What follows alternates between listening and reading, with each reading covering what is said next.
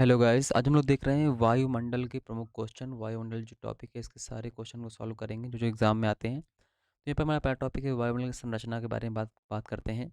तो पहला क्वेश्चन कहता है, वायुमंडल का सर्वाधिक स्थायी तत्व क्या है? तो वायुमंडल में जो सर्वाधिक स्थायी तत्व है, यानी वो क्या है? आपका जलवाष्प। सब जगह जलवाष्प मिलता है, आप कहीं पर भी चले जाएं जलवाष्प जरूर मिलेगा।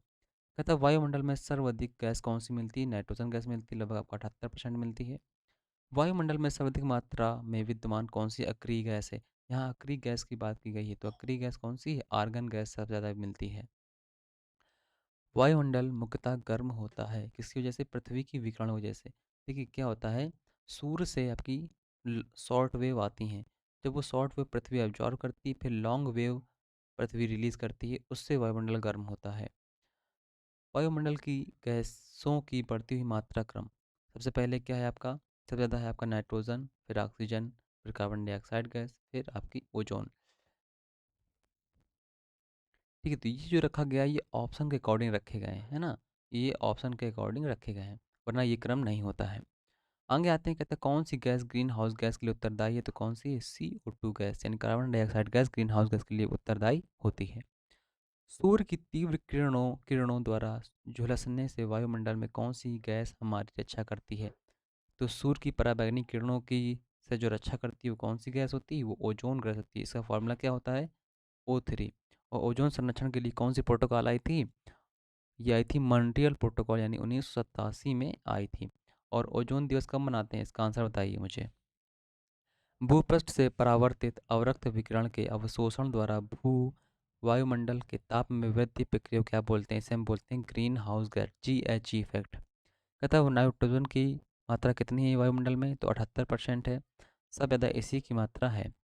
पृथ्वी के धरातल से ऊपर की ओर वायुमंडल के विभिन्न स्तरों का सही क्रम क्या है? तो पृथ्वी के सबसे नीचे क्या मिलता है? क्षोभमंडल, फिर समताप मंडल, फिर मध्य मंडल, फिर आयन मंडल, फिर बहिर्मंडल। ठीक है, इंग्लिश में ट्रोपोस्फियर, स्टेटोस्फियर, मेसोस्फियर, आयनोस्फियर, फिर आपका एक्सोस्फियर। हिंदी इंग्लिश दोनों में आपको याद रखना है, दोनों में से कोई भी ऑप्शन दे सकता है। आयन कहता है किस मंडल को संवहन मंडल भी कहा जाता है? तो क्षोभ मंडल को संवहन मंडल भी कहा जाता है। क्षोभ मंडल में आपकी सभी प्राकृतिक घटनाएं होती हैं, बादल गरजना, बादल फटना, पंछियों का उड़ना, जैव मंडल क्षेत्र, सब जो क्षोभ मंडल में ही होता है। क्षोभ मंडल वायुमंडल का सबसे तप्त परत है, यानी गर्म परत है, क्योंकि ये पृथ्वी के पृष्ठ से तप्त होती है। ये पृथ्वी जैसे जब रिलीज करती है एनर्जी, उसी से ये गर्म होती है। सबसे तप्त तो खैर नहीं है, लेकिन फिर भी काफ़ी तप्त सबसे ज़्यादा मतलब गर्म रहती है। क्षोभ मंडल एवं समताप मंडल के बीच स्थित संक्रमण क्षेत्र को क्या बोलते हैं? इसे बोलते हैं ट्रोपोपॉज, यानी कि मध्य सीमा बोलते हैं। ठीक है, जैसे ही क्षोभ मंडल जहाँ पर ख़त्म होता है, उसके उसके पहले की परत को हम क्या बोलते हैं? ट्रोपोपॉज। कहता है पृथ्वी के वायुमंडल का सर्वाधिक घनत्व कहाँ पर होता है? तो ये मिलेगा कहाँ पर? जहाँ पर भारी गैसें होंगी, और भारी गैसें कहाँ होती हैं? क्षोभ मंडल में होती हैं। क्या होता है कि जो आपका वायुमंडल होता है, वायुमंडल सबसे ऊपर जो सबसे हल्की गैस, उसके नीचे भारी, उसके नीचे भारी, वायुमंडल में सबसे ऊपर से पृथ्वी केंद्र तक क्या होता है? घनत्व तो बढ़ता जाता है कंटिन्यू। तो सबसे भारी गैसें कहाँ मिलेंगी? धरातल पर मिलेंगी। ऑक्सीजन है, कार्बन डाइऑक्साइड है, ये सब आपकी भारी गैसें हैं। वायुमंडल में दैनिक मौसम परिवर्तन किसके कारण होता है? तो क्षोभ मंडल के कारण होता है। मेघ गर्जन वायुमंडल की किस परत में होते हैं? तो ये भी आपके क्षोभ मंडल में ही संपन्न होते हैं। आयन कहता है वायुमंडल की किस सतह में तापमान में बहुत अधिक उतराव चढ़ाव नहीं होता है? तो समतापन, समतापन में जब तापमान समान रहता है, तो मौसम का ज़्यादा उतराव चढ़ाव नहीं होता है। ओजोन परत किसमें पाई जाती है? तो समताप मंडल में ओजोन परत पाई जाती है। बाहरी वायुमंडल में ओजोन की परत हमारी किससे मदद करती है? पराबैंगनी किरणों को ऑब्जर्व कर लेती है, जिससे हमारे मतलब बहुत सारी पराबैंगनी किरणें धरातल पर नहीं आ पाती हैं और हमें बीमारियां से बचाती है। समुद्र तल पर औसत वायु दाब कितना होता है? 1013.25 मिलीबार होता है। और सबसे ज़्यादा समुद्र तल पर ही वायु दाब होता है। वायुमंडल वायु दाब प्रायः सर्वाधिक होता है जब वायु होती ठंडी। जब ठंडी वायु होगी तो दाब क्या होगा? अधिक होगा। वायु दाब में अचानक आने वाली कमी किसका सूचक होती है? तो जब वायु दाब में यानी बैरोमीटर में अचानक दाब गिरता है, तो इसे तूफानी मौसम का संकेत मिलता है। सामान्यतः वायुदाब कितना होता है? तो सामान्य वायुदाब पाया जाता है। सामान्य वायुदाब कहाँ पर मिलता है? सागर तल पर मिलता है। ये क्वेश्चन आया नहीं कभी। ग्लोब पर दाब कटिबंधों की संख्या कितनी है? तो ग्लोब पर दाब कटिबंध यानी प्रेशर बेल्ट जो बनती है वो कितनी बनती हैं? 7 प्रेशर बेल्ट बनती हैं। अ, विषुवतीय निम्न दाब पेटी का विस्तार विषुवत रेखा के दोनों ओर कितने अंश तक मिलता है? तो वह विषुवत रेखा निम्न वायु दाब पेटी जो होती है भूमध्य रेखा से 0,5 डिग्री नॉर्थ और साउथ दोनों तरफ मिलता है। ठीक है, नॉर्थ और साउथ। डोल ड्रम पेटी जिसे हम शांत पेटी भी बोलते हैं का विस्तार कहाँ पर होता है? तो 5 डिग्री उत्तर और 5 डिग्री साउथ तक मिलता है। डोल ड्रम की क्षेत्र विशेषता क्या होती है? ये निम्न दाब क्षेत्र होते हैं और यहाँ पर शांत पवनें बहती हैं। ठीक है,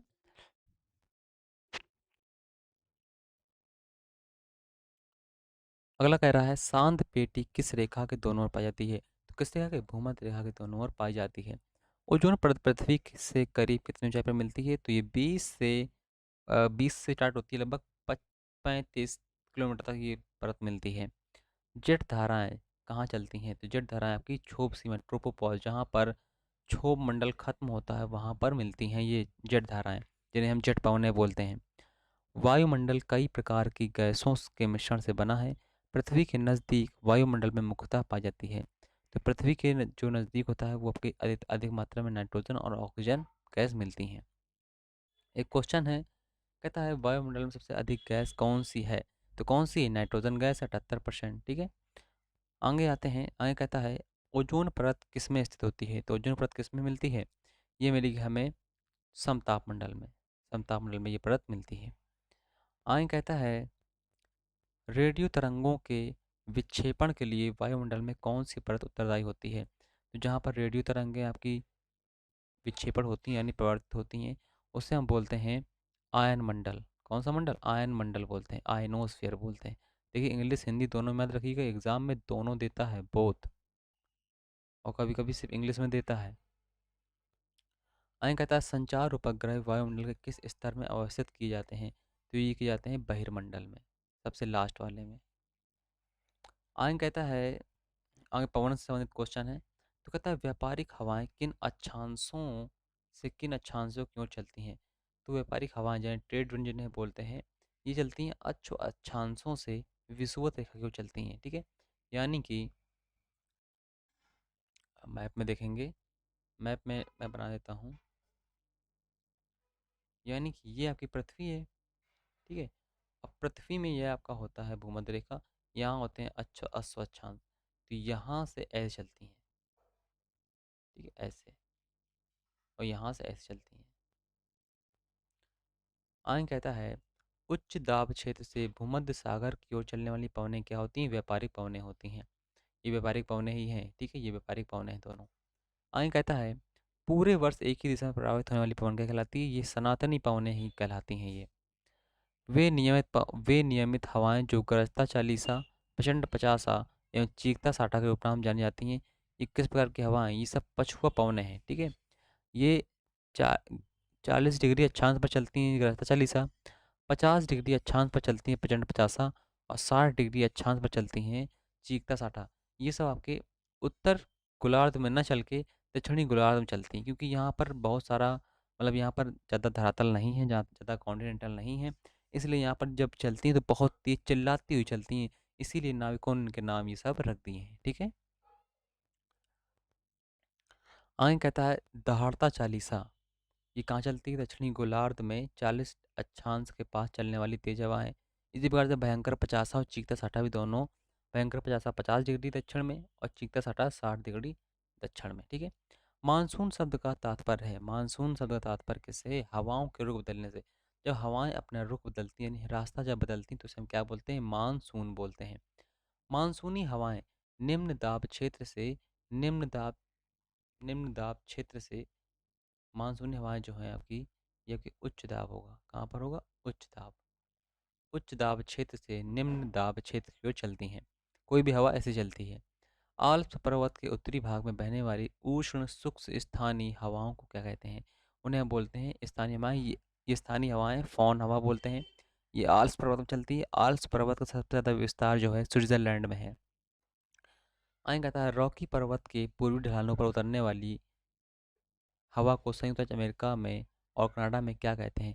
वो बोलते हैं चिनूक। चिनूक ये गर्म हवा है, ये बहुत इंपॉर्टेंट है। ठीक है, रॉकी पर्वत के में बहती है। कौन सी वायु स्विट्जरलैंड में उत्तरी आल्प्स के विमुख ढाल पर बहती है? कौन सी फॉन हवा? पछुआ हवाएं वे हवाएं हैं जो बहती हैं भूमध्य रेखा के 30 से 60 डिग्री उत्तरी दक्षिण अक्षांश की रेखाओं के मध्य चलती हैं। ये पछुआ पवनों की ये स्थिति है, ठीक है। समुद्री समीर बहती है। समुद्री समीर कब होती है?